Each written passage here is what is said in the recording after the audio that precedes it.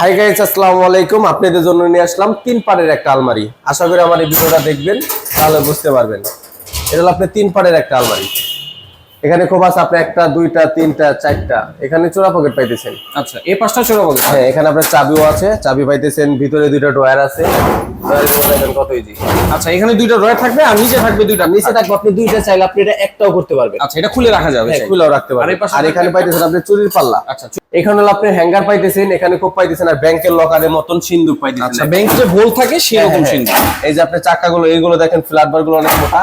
আচ্ছা, আবার এখানেও পাইতেছেন আপনি একটা ডয়ার, ভিতরে আছে চোরা পকেট। ওকে। সাইজটা হলো আপনার 5 ফিট 3 ইঞ্চি, উচ্চতা আছে 7.5 ফিট, গভীরতা আছে আপনার 24।